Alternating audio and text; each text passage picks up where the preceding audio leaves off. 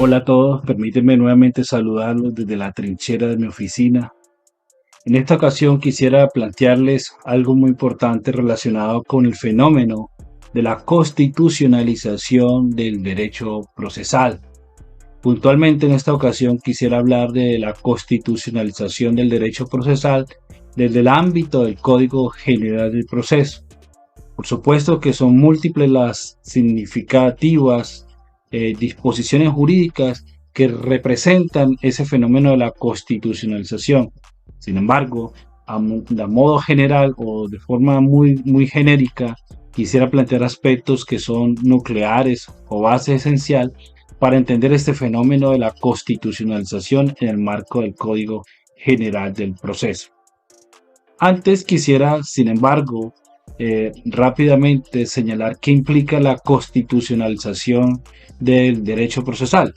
Implica fundamentalmente ver que el derecho procesal, si bien es de naturaleza pública, hay que ir mucho más allá y hay que entender en consecuencia que a partir de las constituciones políticas de la Segunda Posguerra Mundial, todo el ordenamiento jurídico en todas las partes del mundo han sufrido este fenómeno de la constitucionalización y el derecho procesal en efecto no podría escapar de él. ¿Y qué implica sustancialmente esto? Implica un proceso migratorio de las constituciones a las demás áreas del derecho. Y esa migración es a través del fenómeno de la penetración de la irradiación hermenéutica, de la irradiación del alcance de las normas constitucionales que posibilitan la interpretación del derecho sustancial y el derecho procesal.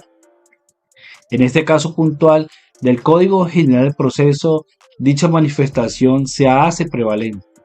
Y esa prevalencia tiene que ver fundamentalmente en la idea de que no se puede estudiar el derecho procesal y mucho menos el Código General del Proceso de espalda a la norma superior, es decir, de espalda a la norma básica fundamental llamada Constitución Política. Un primer ejemplo para representar esa idea de la constitucionalización nos lo predica el artículo 2 del Código General del Proceso, que reza sustancialmente que toda persona o grupo de personas tiene derecho al acceso a la tutela jurisdiccional efectiva para el ejercicio de sus derechos y la defensa de sus intereses con sujeción a las formas propias del debido proceso durante un proceso en efecto razonable. Situación esta que se representa evidentemente en la Constitución Política de 1991 en el artículo 229 y 228. En el primero de ellos se establece con mucha claridad por parte del constituyente primario que se garantiza el derecho de toda persona a acceder a la administración de justicia. En el segundo de ellos se establece que la administración de justicia es una función eminentemente pública y sus funciones son independientes y las actuaciones serán públicas y en todas ellas prevalecerá el derecho sustancial, advirtiendo por supuesto que la prevalencia del derecho sustancial es entre comillas, dado que la figura del debido proceso tiene un anclaje en norma constitucional y nada más y nada menos como derecho fundamental. Lo tercero que hay que señalar la Constitución Política con relación al artículo 2 del Código General del Proceso tiene que ver esencialmente con el debido proceso, el cual se aplicará a todo tipo de actuación judicial y administrativa. Otro ejemplo de esta constitucionalización del proceso es el artículo 4 de este código, que establece la igualdad material de las partes,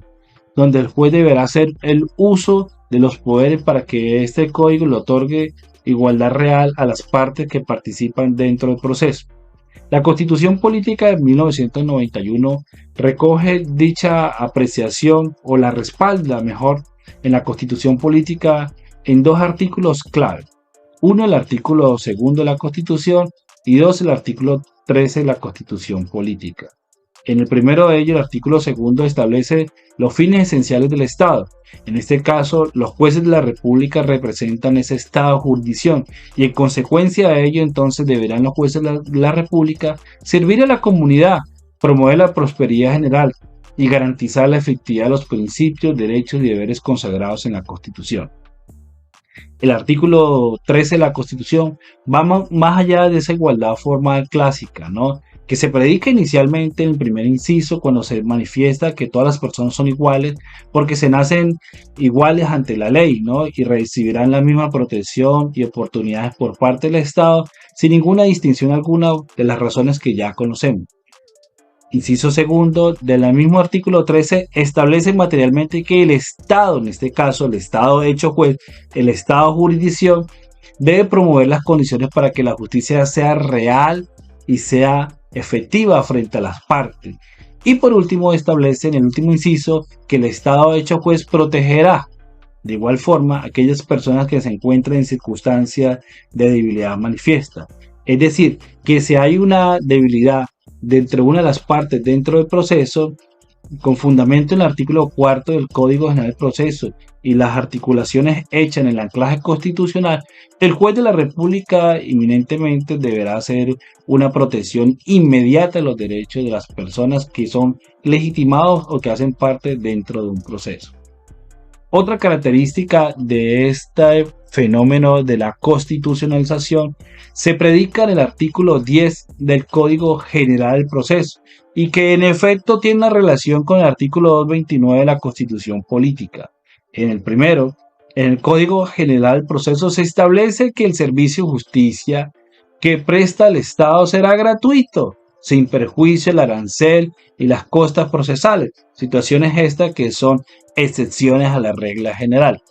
El artículo 229 de la Constitución respalda dicha fundamentación de carácter legal cuando establece y se garantiza el derecho a toda persona para acceder a la administración de justicia y establece en consecuencia que la ley indicará en qué caso podrá hacerlo sin la presentación de un abogado, como ocurre en muchas actuaciones administrativas donde no se requiere la representación, no por parte de nosotros los abogados y que una persona efectivamente lo pueda hacer, cosa que pues no ocurre mucho dado la circunstancia al tecnicismo de muchos trámites que requieren esencialmente del respaldo o acompañamiento de un abogado. Otro artículo de mucha importancia para entender este fenómeno de la constitucionalización del derecho procesal tiene que ver con el artículo 11 del Código General del Proceso. Dicho artículo establece la siguiente predicación: la interpretación de las normas procesales. Al interpretar la ley procesal, el juez deberá tener en cuenta el objeto del procedimiento, que es la efectividad de los derechos reconocidos por la ley sustancial. Y de ahí seguidamente señala que las dudas que surjan en la interpretación de las normas del presente código deben aclararse inmediatamente a través de los principios constitucionales, generales del derecho y procesales, garantizando en todo caso el debido proceso constitucional. También el derecho a la defensa, el derecho de igualdad a las partes y los demás derechos constitucionales fundamentales que lo respalden. Y en todo caso, en este punto, el juez tendrá a exigir y cumplir formalidades innecesarias, dándole prevalencia a la justicia material. Situación esta que en efecto es sobresaliente en la Constitución política desde el mismo preámbulo de la Constitución hasta el artículo 39. Es decir, hay una especie de trascendencia transversal en la Constitución, en la parte dogmática en cuanto a los derechos que se reconocen en la parte inicial de la Constitución política y aquellos derechos denominados fundamentales de primera generación reconocen sustancialmente la importancia de esto que predica el artículo 11 del Código General del Proceso. Seguidamente a esta situación, dentro de lo que se conoce como el fenómeno de la constitucionalización del derecho, también se establece en el Código General del Proceso, en el artículo 12, que los vacíos y deficiencias de este código, es decir, del General del Proceso, y cualquier vacío de las disposiciones del presente se llenarán con las normas que regulen casos análogos, es decir, casos semejantes en términos fácticos o normativos, y a falta de esto, el juez determinará, en el marco de su discrecionalidad, la forma de realización de los actos procesales con prevalencia, ojo, de los principios constitucionales, en el entendido de Robert Alesi, en el marco de los principios constitucionales como derechos fundamentales y los generales del derecho procesal, procurando en todo tiempo hacer efectivo el derecho sustancial para la protección de los derechos sustanciales de aquellas personas, ¿no?, que comparecen dentro del proceso. Situación esta que en efecto, como lo he señalado anteriormente, se recoge desde el preámbulo de la Constitución Política de 1991 y esto, por supuesto, su trazabilidad llega hasta el artículo 39 en sentido estricto. No obstante, dicha amplitud del margen de protección constitucional se extiende en efecto en el artículo 228, el cual señala que la Administración de Justicia es función pública y en ella, en efecto, prevalece el derecho sustancial. Otro artículo que sin duda representa este alcance o esta apropiación, pero de forma mucho más natural, es el artículo 14 del Código General del Proceso, que predica esencialmente que el debido proceso se aplicará a todo tipo de actuación prevista en ese código y por lo tanto señala de forma tajante que es nula de pleno derecho la prueba obtenida con violación del debido proceso. Sin duda alguna, dicho articulado se representa en esencia en los postulados del Constituyente de 1991, en estricto sentido en el artículo 29, que predica que el debido proceso se aplicará a toda clase de actuación judicial.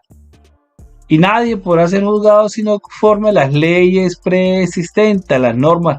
preexistentes ante un juez de la República y con observancia de las formas propias de cada juicio. Que en materia penal la ley se aplicará de preferencia a la restrictiva o a la favorable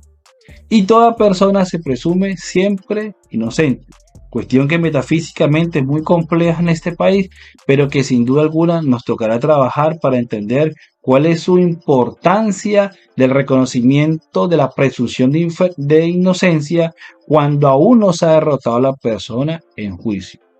Seguidamente, el mismo artículo 29 establece que quien sea sindicado tiene el derecho sagrado a un debido proceso público, sin dilación, sin justificaciones dadas de esta naturaleza, a presentar pruebas y establecer contradictorios, a impugnar sentencias condenatorias y por supuesto no ser juzgado dos veces por el mismo delito. Y finalmente se representa este artículo con el 14 del Código General del Proceso, estableciendo literalmente, ¿no?, el mandato constitucional que es nula de pleno derecho la prueba obtenida con violación del debido proceso. En ese sentido, en estos parámetros que yo les estoy planteando, podemos ver que el fenómeno de la constitucionalización del derecho procesal sin duda es una realidad. Es una realidad que nos asiste, una realidad del siglo XXI y que en efecto nosotros debemos ser protagonistas de esa historia. Y lo vamos a hacer en la medida que nos comprometamos. Lo vamos a hacer en la medida de entender que el derecho constitucional ha penetrado todas las esferas del derecho y puntualmente del derecho procesal para la salvaguarda y la garantía de todos los sujetos procesales que participan, ¿no?, en la satisfacción y en la procura del derecho sustancial y el derecho procesal y el derecho material. Hasta la próxima.